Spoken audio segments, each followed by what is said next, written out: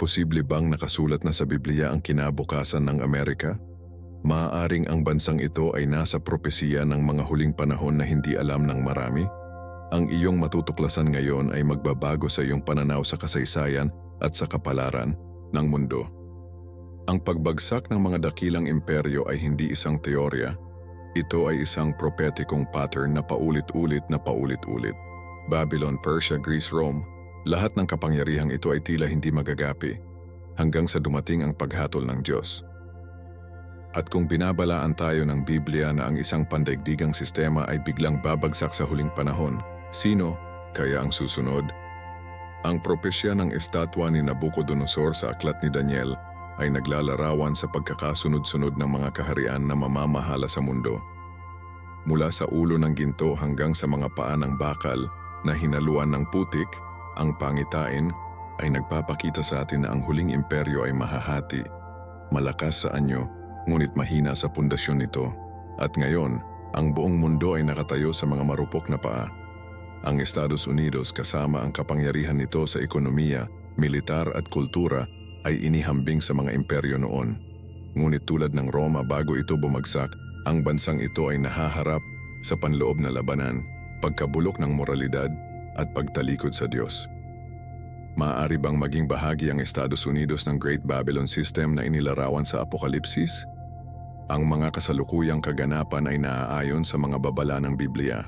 Ang sangkatauhan tulad noong panahon ng Tore ng Babel ay nagsisikap na magtatag ng isang pandaigdigang sistema na walang Diyos. Ang mga bansa ay naghahanap ng pagkakaisa, ngunit hindi kinikilala ang lumikha.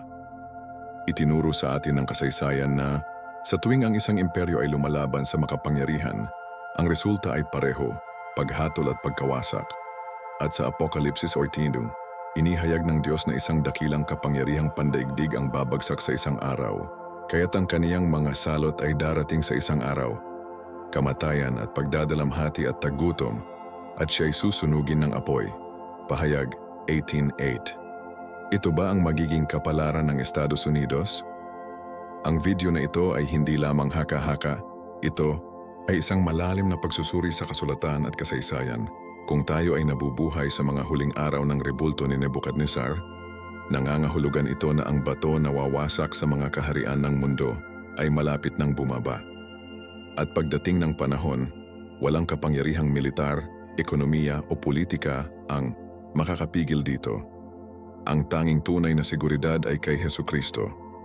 Ang mundo ay patungo sa isang punto ng walang pagbabalik, ngunit ang pinakamahalagang tanong ay, tayo ba ay espiritual na handa para sa kung ano ang darating? Bago tayo magpatuloy, ipaalam sa akin sa mga komento. Naniniwala ka ba na ang Amerika ay nasa hula ng Biblia? Ibahagi ang iyong mga saloobin at manatili hanggang sa wakas, dahil ang natuklasan mo ngayon ay maaaring magbago sa paraan ng pagtingin mo sa mundo at sa plano ng Diyos para sa hinaharap. Kung hindi mo pa nagagawa, mag-subscribe sa channel at i-on ang mga notification para hindi mo makaligtaan ang anumang nilalaman na naghahayag ng makahulang katotohanan na nakatago sa salita ng Diyos. Magsimula na tayo. Si Haring Nabucodonosor ay nagkaroon ng isang nakababahalang panaginip na hindi kayang bigyang kahulugan ng sinumang matalinong tao sa Babylonia. Gayunpaman, inihayag ng Diyos ang kahulugan kay Daniel na ipinapakita hindi lamang ang tadhana ng kanyang imperyo, kundi ang sa lahat ng mga bansa hanggang sa katapusan ng panahon. Ang dakilang rebulto na lumitaw sa panaginip ay kumakatawan sa sunod-sunod na mga kaharian na mangingibabaw sa mundo. Ang Babylonia, kasama ang kaluwalhatian at karilagan nito, ay ang ulong ginto. Pagkatapos ay dumating ang imperyong Medo-Persian na kinakatawan ng pilak na dibdib at mga bisig. Isang malakas na kaharian, ngunit hindi gaanong marilag. Nang maglaon, ang Greece ni Alexander the Great, kasama ang mabilis na paglawak nito, ay sinasagisag ng tiyan at mga hita na tanso. Ang Roma, kasama ang disiplinang militar nito at autoridad na bakal, ay nagpakita ng sarili sa mga binting bakal. Sa wakas, ang mga paa na bakal na hinaluan ng luwad ay kumakatawan sa isang nahahati, marupok at hindi matatag na kaharian. Ngunit ang pinakanakakagulat na bahagi ng pangitain ay ang batong nahulog mula sa langit at nawasak ang rebulto. Ang batong ito ay sumasagisag sa kaharian ng Diyos, ang tanging mananatili magpakailanman. Daniel 2:44. Ang dahilan kung bakit napakahalaga ng hulang ito ngayon ay ang kasalukuyang kalagayan ng mundo. Tayo ay nasa panahon ng mga paa ng bakal at iluwad, kung saan ang mga bansa ay makapangyarihan sa teknolohiya at ekonomiya, ngunit sa loob ay mahina, tiwali at nahahati. Ipinakikita sa atin ng Biblia na walang makalupang imperyo ang nananatili magpakailanman. At kapag tinitingnan natin ang kasaysayan, makikita natin na ang Babylonia, Persya, Gresya at Roma ay bumangon sa kanilang tuktok at pagkatapos ay bumagsak. Hindi ba ang Estados Unidos ay sumusunod sa parehong landas? Isang imperyo na may pandaigdigang impluwensya, ngunit pinahihirapan ng mga panloob na salungatan, polarization, krisis ng mga halaga at pagbaba ng moralidad. Nagbabala si Jesus, ang bawat kaharian na nagkakabahabahagi laban sa kaniyang sarili ay mawawasak, at ang bawat lungsod o bahay na nagkakabahabahagi laban sa kaniyang sarili ay hindi tatayo. Mateo 12:25. Hindi ba ito isang tumpak na paglalarawan sa kung ano ang nangyayari ngayon? Ang kapalaran ng bawat bansa ay palaging nasa ilalim ng kontrol ng Diyos. Kung titingnan natin ang kasaysayan sa pamamagitan ng mga mata ng pananampalataya, makikita natin na pinahintulutan ng Panginoon na bumangon at bumagsak ang mga imperyo ayon sa kanyang banal na layunin. Sa kaso ng Babylonia, nang ang hari nito ay lumaban sa Diyos, isinulat ng banal na kamay ang hatol nito sa dingding. Ikaw ay tinimbang sa timbangan at ikaw ay nasumpungang kulang. Daniel 9:27. Nang gabi ring iyon, bumagsak ang Babylonia.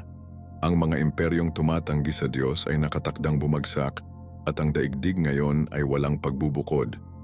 Ang tanong ay, nakikita ba natin ang pag-uulit ng kasaysayan sa Estados Unidos? Ang papel ng rebulto ni Nabucodonosor ay hindi lamang upang ilarawan ang mga imperyo ng tao, ngunit upang ipakita na ang kaharian ng Diyos ay ang tanging hindi matitinag. Ang bato na sumisira sa rebulto ay kumakatawan sa pagdating ni Hesukristo bilang pinakamataas na hari. At ito ang dapat na pumukaw sa ating atensyon. Kung ang mga makalupang imperyo ay sunod-sunod na bumagsak, bakit tayo maniniwala na ang mundo ngayon ay magiging iba na? Nilinaw ng hula na malapit na ang wakas ng sistemang ito. Pagdating ng paghatol ng Diyos, tanging ang mga nagtayo ng kanilang pananampalataya kay Kristo ang mananatiling matatag. Ito ay hindi isang teorya o haka-haka. Ito ay ang parehong katotohanan na ipinahayag sa atin ng Biblia sa loob ng maraming siglo. Handa na ba tayo sa darating? Ang estatwa ni Nabucodonosor ay nagpapaalala sa atin na ang mga bansa ay hindi walang hanggan. Ang bawat imperyo ay may kanya-kanyang panahon, kaluwalhatian at pagbaba nito. Ngunit ang pinakamahalagang tanong ay hindi kung gaano katagal ang isang bansa o isang sistema, ngunit kung nasaan tayo sa timeline ng Diyos. Naglagay ba tayo ng ating pananampalataya kay Hesukristo o patuloy tayong nagtitiwala sa mga kapangyarihan sa lupa? Dahil ipinakita na sa atin ng kasaysayan kung ano ang nangyayari sa mga imperyong lumalaban sa makapangyarihan. At kung ang kapalaran ng Amerika ay hinuhulaan sa Biblia, panahon lamang ang magpapatunay nito. Ngunit isang bagay ang tiyak, ang kaharian ng Diyos ay mas malapit kaysa sa ating inaakala. Kung titingnan natin ang propesiya ng estatwa ni Nabucodonosor, makikita natin na ang bawat bahagi ay kumakatawan sa isang imperyo sa kasaysayan.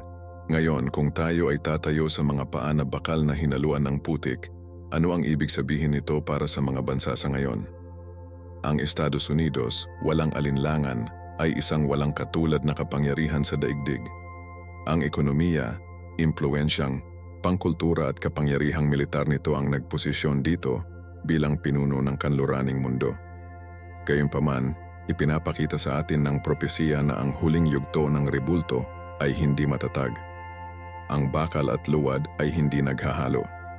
Ito ay kumakatawan sa isang nahahati na kaharian, makapangyarihan sa hitsura, ngunit mahina sa panloob na istruktura. Hindi ba't ito mismo ang nakikita natin sa Estados Unidos ngayon?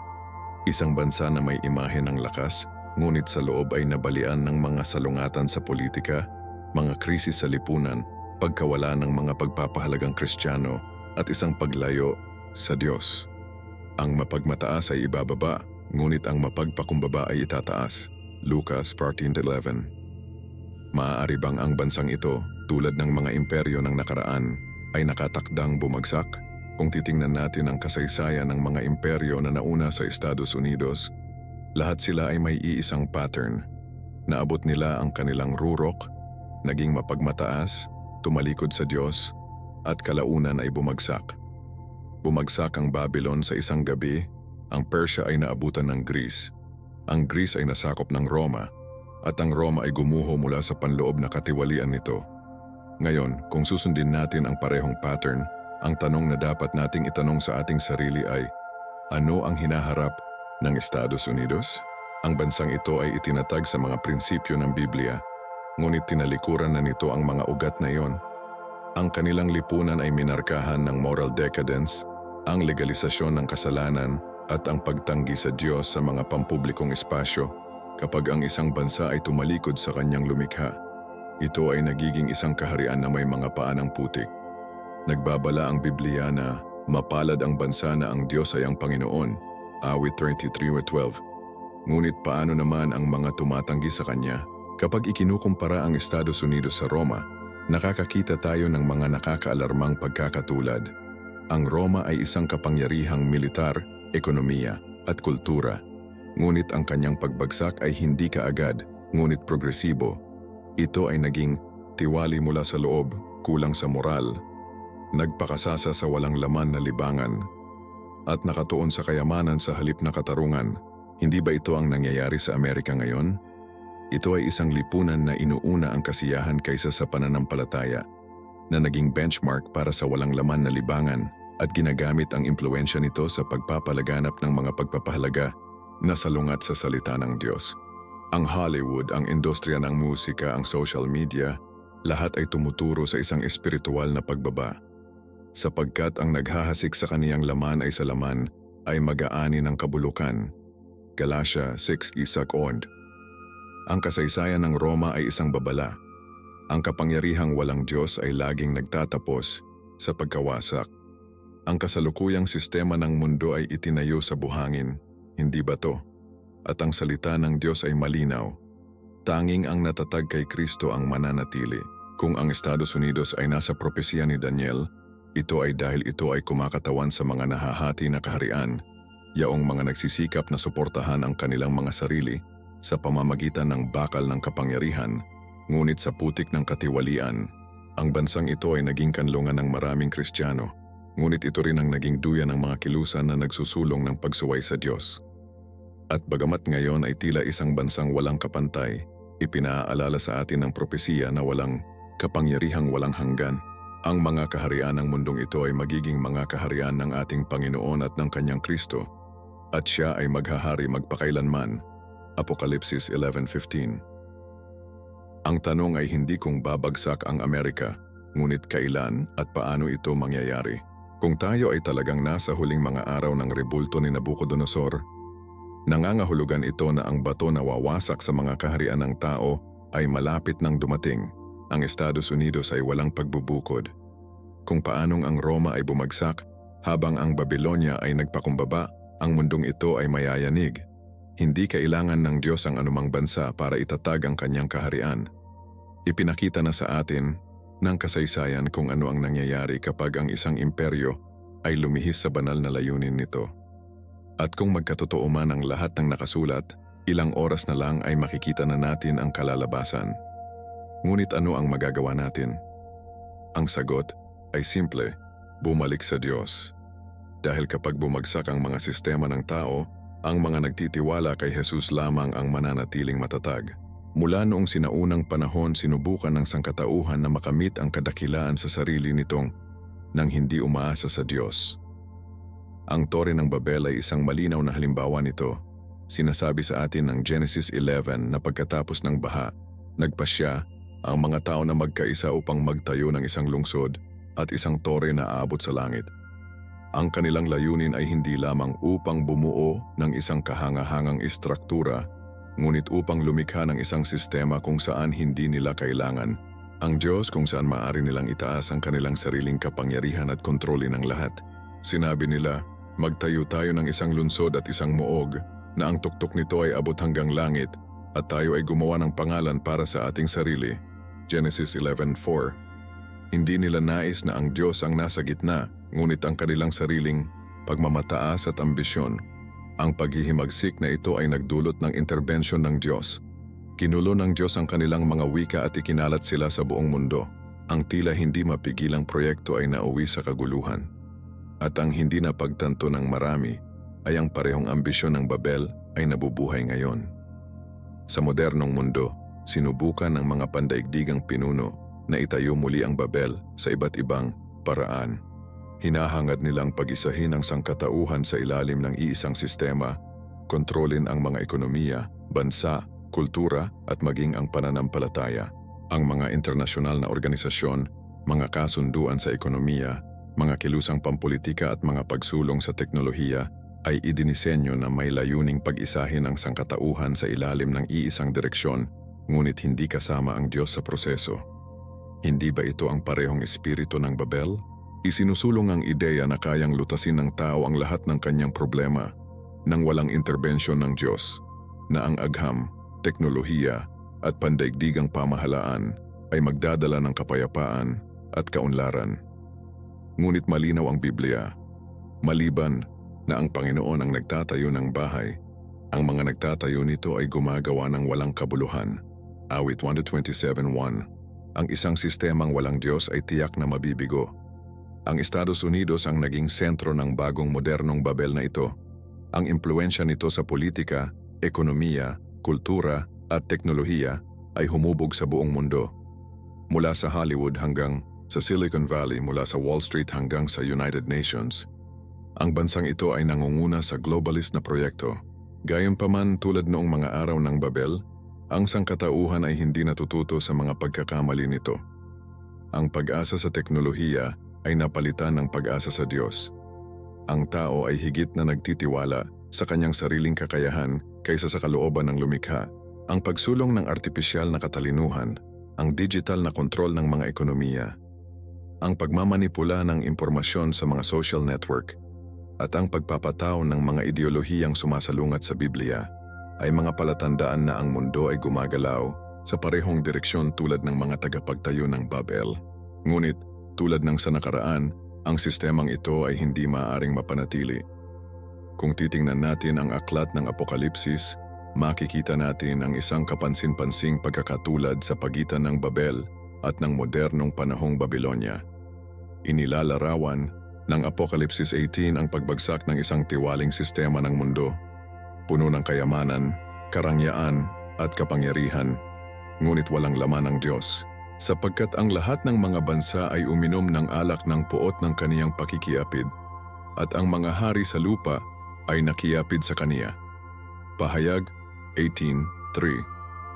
Isang sistemang tila walang talo, ngunit sa isang araw ay mawawasak ito. Ang Estados Unidos at maraming mga bansa ay sumunod sa landas na ito, na nagtataguyod ng isang walang Diyos na pamahalaan at isang lipunan na walang mga halaga sa Biblia. Gayunpaman, ang salita ng Diyos ay nagbabala sa atin na ang lahat ng bumangon laban sa Kanya ay ibabagsak. Ang problema ay hindi pagkakaisa sa mga tao, ngunit isang pagkakaisa na naglalayong ibukod ang lumikha. Ang kapalaran ng Babel ay nagpapakita sa atin kung ano ang mangyayari sa kasalukuyang sistema ng mundo. Kung paanong ang Diyos ay namagitan sa nakaraan, muli siyang mamagitan. Walang teknolohiya, ekonomiya o kapangyarihang militar ang makakapigil sa banal na plano. Ang problema ay marami ang nagtitiwala sa mundong ito at sa mga estruktura nito nang hindi namamalayan na ang lahat ng tila malakas at matatag ngayon ay isa lamang ilusyon. Ang tunay na seguridad ay nasa Diyos at sa Kanyang walang hanggang kaharian. Kapag bumagsak ang makabagong sistema ng Babel, tanging ang mga nagtayo ng kanilang buhay sa bato na si Kristo ang tatayong matatag. Sapagkat kung itinataas ng tao ang kaniyang sarili, siya'y ibinababa ng Diyos. Ngunit kung ang isang tao ay magpakumbaba, itinataas siya ng Diyos. Lucas 14:11. Ang tanong ay, saan natin itinatayo ang ating seguridad? Kung titingnan natin ang kapalaran ng mga imperyo sa buong kasaysayan, makikita natin ang isang hindi masisira na pattern. Bawat kaharian na bumangon ng walang Diyos ay babagsak. Babylon, Persia, Greece, Rome. Lahat ng mga imperyong ito ay umabot sa kanilang pinakamataas na ningning at napabagsak sa eksaktong sandali na itinakda ng makapangyarihan sa lahat. Ang tanong ng marami ay, ang Estados Unidos ba ay nakatakdang sundin ang parehong landas? Isinisiwalat ng Apokalipsis 17 at 18 ang pagbagsak ng isang dakilang kapangyarihang pandaigdig na inilarawan bilang Babilonyang dakila, isang tiwaling sistema na nangingibabaw sa pandaigdigang komersyo, politika, at kultura. Ang dakilang Babilonya ay bumagsak at naging tahanan ng mga demonyo at kulungan ng bawat masamang espiritu. Pahayag 18:2. Hindi maiwasang magtaka. Ito ba ang Estados Unidos? Walang tiyak na sagot, ngunit ipinakikita sa atin ng makahulang mga palatandaan na ang bansang ito ay may maraming katangian ng modernong Babilonya. Ang Estados Unidos ay naging isang bansang may malaking pandaigdigang impluensya. Ang sistemang pang-ekonomiya nito ang makina ng pandaigdigang kalakalan. Ang kultura nito ay humubog sa mga henerasyon at ang politika nito ay nakaapekto sa buong bansa. Ngunit ano ang mangyayari kapag ang isang bansa ay huminto sa pag-asa sa Diyos at nagtitiwala sa sarili nitong lakas? Ipinakikita sa atin ng kasaysayan na nang ang Babilonya ay lumaban sa Diyos, ang pagbagsak nito ay kaagad. Ang Roma, na minsan ay tila hindi masisira, ay gumuho mula sa loob. Ang pagmamataas ay naging simula ng pagtatapos ng maraming imperyo. At ngayon, nahaharap ang Amerika sa isang hindi pa naganap na krisis sa moral at espiritual. Ang Hollywood, media at social media ay nag-promote ng isang kultura na lalong lumalayo sa pananampalataya kay Hesukristo sapagkat ang pag-ibig sa salapi ay ugat ng lahat ng uri ng kasamaan. 1 Timoteo 6:10. Ang lipunang naghahanap ng kayamanan at kapangyarihan ng walang Diyos ay naghuhukay ng sarili nitong libingan. Ang Apokalipsis Kabanata 19 ay nagbibigay sa atin ng nakakatakot na detalye tungkol sa paghatol sa kapangyarihang pandaigdig na ito. Ang pagbagsak nito ay biglaang, kaya't ang kaniyang mga salot ay darating sa isang araw. Kamatayan at pagdadalamhati at tagutom at siya'y susunugin ng apoy. Pahayag 18:8. Paano kaya mabilis bumagsak ang isang makapangyarihang bansa? Ipinakikita sa atin ng kasulatan na kapag dumating ang paghatol ng Diyos, walang hukbo, ekonomiya o teknolohiya ang makahahadlang dito. Kung paanong si Haring Belshazzar ng Babylonia ay natagpo ang kulang at ang kanyang kaharian ay ibinigay sa mga Medes at Persian sa isang gabi, Daniel 5:30-31. Ang kasaysayan ay maaaring maulit ang sarili nito. Marami ang nagtitiwala sa katatagan ng Estados Unidos, ngunit hindi nila pinapansin na ang lahat ng hindi nakasalig kay Kristo ay pansamantala. Ang kahihinatnan ng bansang ito ay wala sa mga kamay ng mga pinuno nito o sa kapangyarihang militar nito, kundi sa soberanong kalooban ng Diyos. Ngunit ano ang ibig sabihin nito para sa buong mundo? Kung ang Estados Unidos ay bahagi ng sistema ng Great Babylon na inilarawan sa Apokalipsis, ang pagbagsak nito ay magdadala ng hindi pa nagagawang pandaigdigang krisis. Ang kalakalan, katatagan ng politika at pandaigdigang seguridad ay mayayanig tulad ng dati, at ito ay umaayon sa mga hula sa katapusan ng panahon, kung saan nakikita natin ang pagbagsak ng mga sistema ng tao bago ang pagdating ng kaharian ng Diyos. Nagbabala si Jesus na sa mga huling araw ay magkakaroon ng mga digmaan, alingaw-ngaw, ng mga digmaan, salot at kapighatian. Mateo 24:6-8. Hindi pa ba natin nakikita ang katuparan ng mga tandang ito? Ang pagbagsak ng Babylon ay hindi lamang isang makasaysayang pangyayari. Ito ay isang babala sa lahat ng mga bansa na tumalikod sa Diyos at nagtiwala sa materialismo, katiwalian at kasalanan. Ang tadhana ng Estados Unidos ay hindi hiwalay sa tadhana ng sangkatauhan. Ang buong mundo ay gumagalaw patungo sa isang makahulang punto ng pagbabago, at ang pinakamahalagang tanong ay hindi kung kailan ito mangyayari, ngunit handa ba tayo sa espiritual para sa darating? Nang bumagsak ang Babylonia, ang mga nagtiwala sa kayamanan at kapangyarihan nito ay nasira, ngunit ang mga nagtiwala sa Diyos ay napanatili. Ipinakikita sa atin ng hula na ang mga sistema ng tao ay babagsak, ngunit ang kaharian ng Diyos ay mananatili magpakailanman. Hanapin muna ang kaharian ng Diyos at ang kanyang katuwiran, at ang lahat ng mga bagay na ito ay daragdag sa inyo. Mateo 6:33. Maaaring nasa bingit na ng makahulang tadhana ang Amerika, Ngunit ang tunay na tanong ay, sa kaninong kaharian tayo nagtatatag ng ating pag-asa? Kapag ang Diyos ay nagpahayag ng paghatol sa isang bansa, ang pagbagsak nito ay hindi isang produkto ng pagkakataon o nagkataon lamang. Sa banal na kasulatan makikita natin na ang paghatol ng Diyos ay dumarating pagkatapos ng mahabang panahon ng mga babala. Ngunit pagdating nito, ito ay mabilis at nalalapit. Sinasabi sa atin ng Apokalipsis, 8:2, kaya't sa isang araw ay darating ang kaniyang mga salot, kamatayan, pagdadalamhati at tagutom, at siya'y masusunog sa apoy. Ang Babilonyang dakila ay biglang babagsak, at ang mga nagtitiwala sa kapangyarihan nito ay masindak. Ngunit ang iilan ay nagtatanong ay, ang talatang ito ba ay naglalarawan sa kapalaran ng Estados Unidos? Kung titingnan natin ang kasaysayan, makikita natin na walang kapangyarihang pandaigdig ang nakatakas sa paghatol ng Diyos. Babylon, Roma, Sodoma at Gomorra, lahat sila ay binalaan, ngunit hindi pinansin ang mga panawagan sa pagsisisi. Ngayon ang Estados Unidos ay naging isang bansang may malaking impluensya. Ngunit inalis nito ang Diyos sa mga batas nito, sa mga institusyon nito, at sa kultura nito.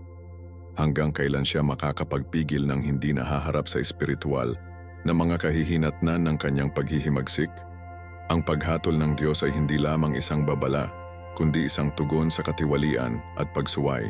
Ipinakikita sa atin ng Biblia na kapag ang isang bansa ay napuno ng kasalanan at kapalaluan, ibinababa ito ng Panginoon, sapagkat ang kabayaran ng kasalanan ay kamatayan. Roma 8:23. Sa Apokalipsis 13, sinabi sa atin na ang mga mangangalakal sa lupa ay magluluksa sa pagbagsak ng Babylonia dahil ang kanilang kalakalan ay mawawasak. At anong bansa ang kasalukuyang sentro ng pandaigdigang kalakalan? Ang Estados Unidos ang nangunguna sa pandaigdigang sistema ng pananalapi at anumang krisis sa ekonomiya nito ay nakakaapekto sa buong planeta. Kung hinuhulaan ang pagbagsak nito, mangangahulugan ito ng hindi pa naganap na lindol sa ekonomiya at panlipunan. Marami ang nagtitiwala sa kayamanan, katatagan ng politika at lakas ng militar, ngunit malinaw ang salita ng Diyos. Huwag kayong mag-imbak para sa inyong sarili ng mga kayamanan sa lupa, kung saan ang tanga at kalawang ay sumisira, at kung saan ang mga magnanakaw ay sumisira at nagnanakaw. Mateo 6:19. Lahat ng hindi nakasalig sa Diyos ay pansamantala at marupok. Isa sa mga pinakanakakatakot na palatandaan ng paghatol ng Diyos sa isang bansa ay ang espiritual na pagkabulag. Nang ang Israel ay tumalikod sa Diyos, pinahintulutan sila ng Panginoon na mabihag ng Babylonia. Hindi dahil hindi sila mahal ng Diyos, kundi dahil ayaw nilang makinig sa kanyang mga babala. Ngayon, ang Amerika ay bulag sa espiritual. Ginawa nitong legal ang tinatawag ng Biblia na kasalanan. Pinaalis nito ang panalangin sa mga paaralan. Itinaguyod nito ang idolatriya ng pera at kasiyahan. Ngunit sinasabi ng kasulatan, sa aba nila na tumatawag sa masama na mabuti, at sa mabuti ay masama. Isaiah 5:20. Kapag ang isang bansa ay umabot sa puntong ito, ang kanyang kapalaran ay natatakan na. Ang paghatol ay hindi darating ng walang babala, ngunit ang tanong ay, may nakikinig ba? Ipinapakita ng kasaysayan na karamihan ay hindi, at tulad noong mga araw ni Noe, marami ang nangungutya hanggang sa huli na ang lahat.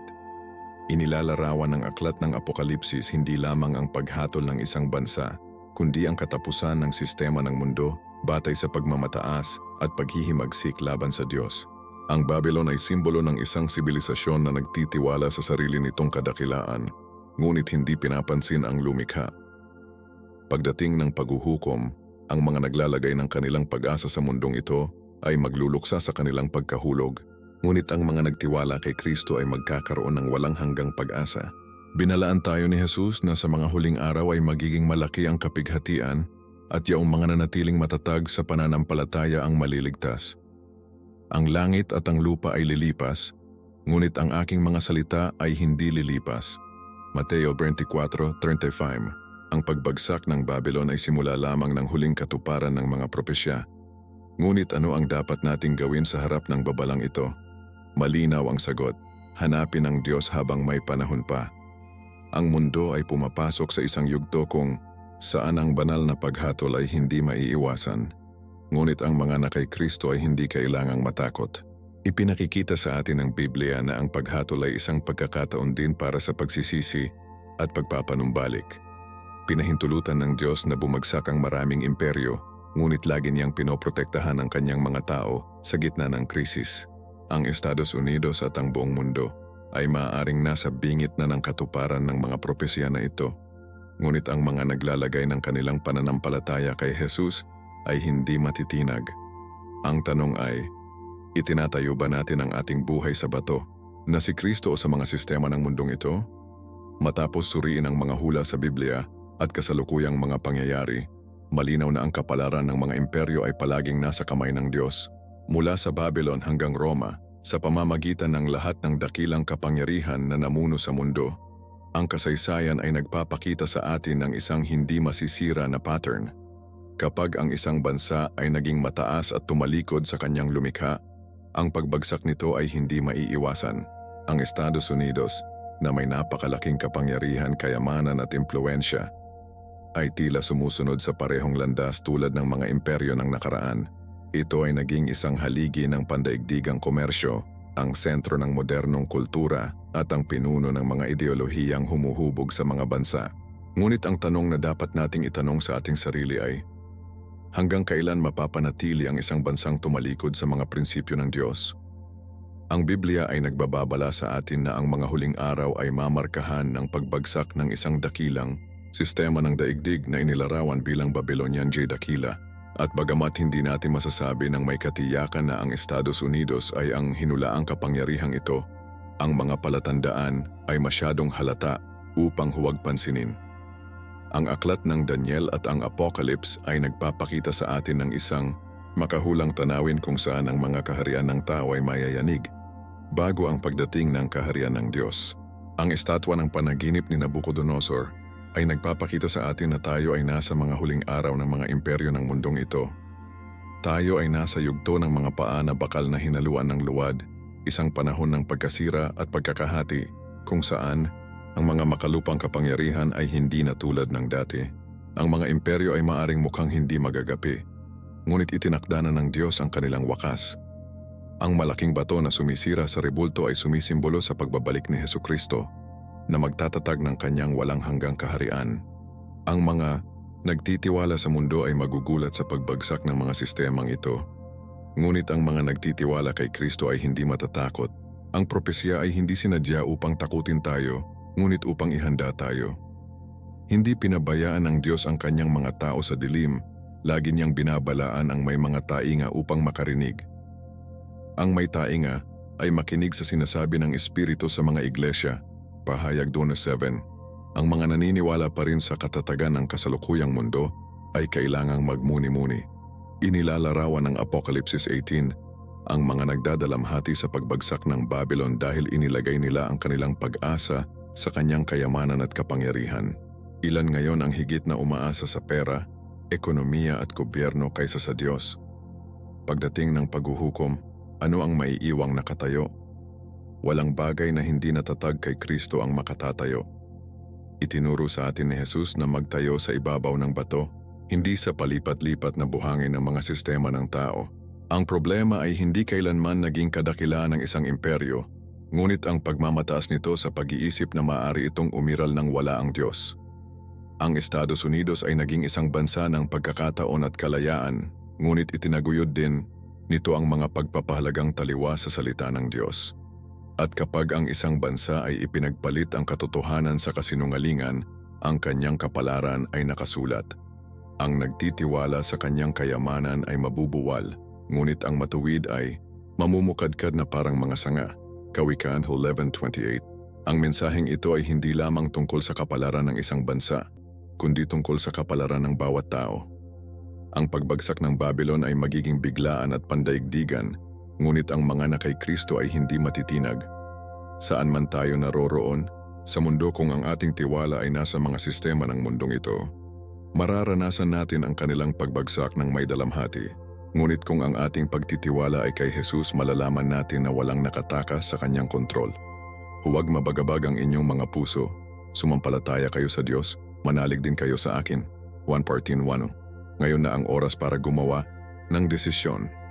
Saan natin itinatayo ang ating buhay? Sa mga pangako ng mundong ito o sa walang hanggang mga pangako ng Diyos? Itinuro sa atin ng kasaysayan na ang bawat imperyo ay may katapusan, ngunit ang kaharian ng Diyos ay walang katapusan. At ang kaharian at ang kapangyarihan at ang kadakilaan ng kaharian sa silong ng buong langit ay ibibigay sa mga tao ng mga banal ng kataas-taasan. Ang kaniyang kaharian ay walang hanggang kaharian at ang lahat ng mga nasasakupan ay maglilingkod at susunod sa Kanya. Daniel 7:27. Kung mayroong isang bagay na ipinaliwanag sa atin ng hula sa Biblia, iyon ay ang oras ay maikli. Hindi natin alam kung ilang taon o dekada ang natitira bago matupad ang mga salitang ito. Ngunit alam natin na ang bawat araw na lumilipas ay naglalapit sa atin sa pagbabalik ni Hesukristo. Ang pagbagsak ng mga imperyo ay hindi maiiwasan, ngunit ang walang hanggang tadhana ng bawat tao ay nakasalalay sa isang desisyon, tanggapin o tanggihan si Kristo. Ngayon na ang panahon para lumapit sa Diyos ng may tapat na puso, mamuhay sa kabanalan at magtiwala na ang Kanyang kaharian ay itatatag sa Kanyang perpektong panahon.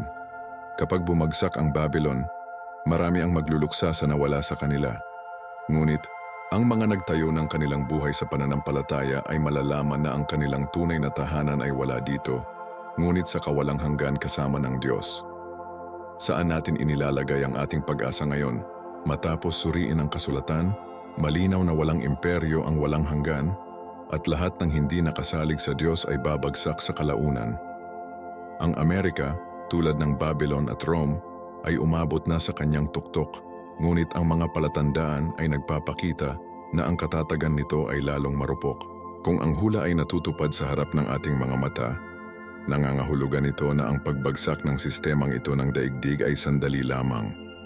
At kapag nangyari ito, tanging ang mga naglagak ng kanilang pananampalataya kay Hesukristo ang mananatiling matatag. Ang langit at ang lupa ay lilipas, ngunit ang aking mga salita ay hindi lilipas. Mateo 24:35. Ngayon tinatanong kita, naniniwala ka ba na ang Estados Unidos ay nasa hula ng Biblia? Nakikita mo ba ang mga palatandaan na ang iyong kapalaran ay nasa banal na kasulatan? Iwanan mo sa akin ang iyong opinyon sa mga komento. Gusto kong malaman kung ano ang iyong iniisip tungkol sa lahat ng inihayag namin sa video na ito. Ang iyong pananaw ay mahalaga at sama-sama nating pagnilayan kung ano ang darating. Kung ang content na ito ang nagpaisip sa iyo at gusto mong ipagpatuloy ang pagtuklas ng higit pang mga nakatagong katotohanan sa Biblia, mag-subscribe sa channel at i-on ang mga notification. Hindi namin nais na makaligtaan mo ang mga paparating na video na magbubunyag ng higit pang mga propetikong lihim. At kung may kakilala kang kailangang makarinig ng mensaheng ito, mangyaring ibahagi ang video na ito. Ang katotohanan ng Diyos ay dapat malaman ng lahat bago ito maging huli.